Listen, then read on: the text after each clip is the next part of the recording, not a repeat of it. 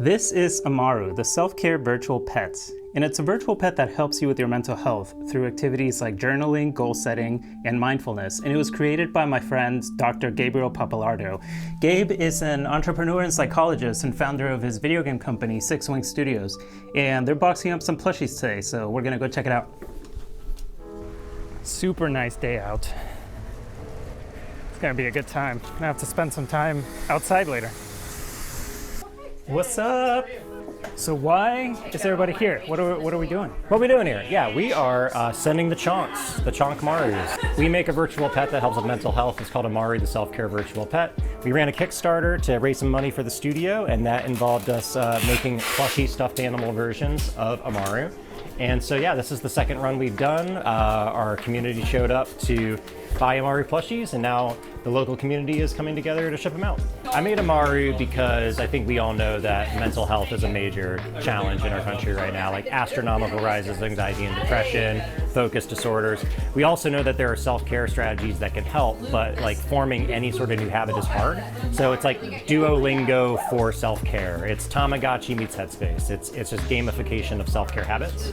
Yeah, just wanted to help people find self-care strategies and give them the motivation to stick with them.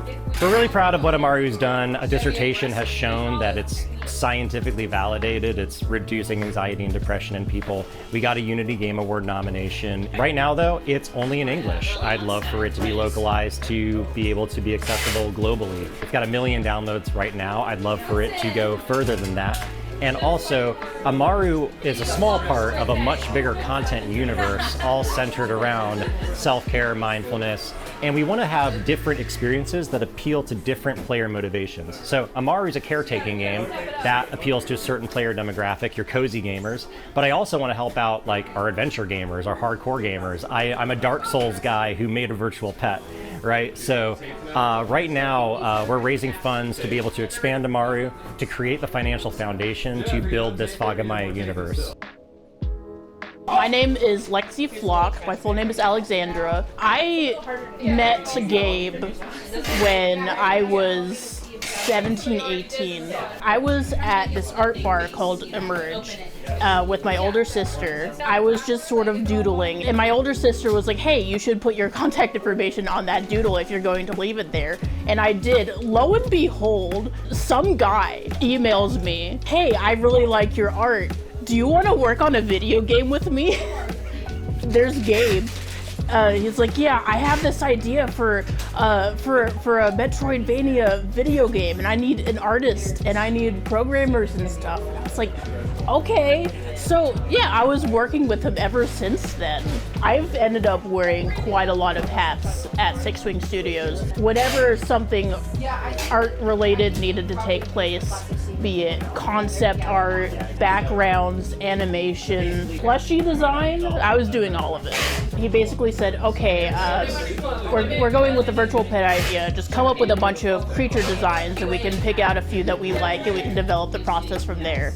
So I made a page and a half, maybe 2, just random drawings of creatures that I thought were cute. And one of them ended up looking quite a lot like Amaru. Quite a lot like this guy right here. And he pointed at that and said, yes, I want that. It was actually quite a while before we actually got to animation. And I was like, I can animate. I can do this. There's a point in the animation process where you're going from storyboard to roughs, and you see it move smoothly for the first time. You're like, oh my god, I created life. And it happens every time. I love to animate. That's my favorite thing to do. Maybe I am a little bit insane about it, but you kind of have to be, you know?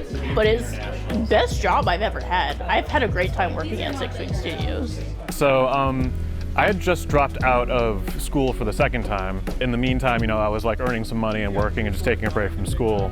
My old friend Chris was like, hey, I've been going to this place called Emerge all the time and like, you know, jamming with a bunch of folks. And I met this guy, Gabe Papalardo there, everybody called him Dr. Gabe, who is trying to put a video game studio together. Maybe, you know, that's something you could do in your free time. And it really was like, oh, hey, I could start a hobby project. Gabe and I met, it was like, this like a matter of like a month or two between we just start this hobby project that I thought was going to be just a hobby project, and then he's like, hey, I got a place for you to live in Raleigh. Hey, I got money for you to do this. And it's like, before I knew it, it was a full-time job.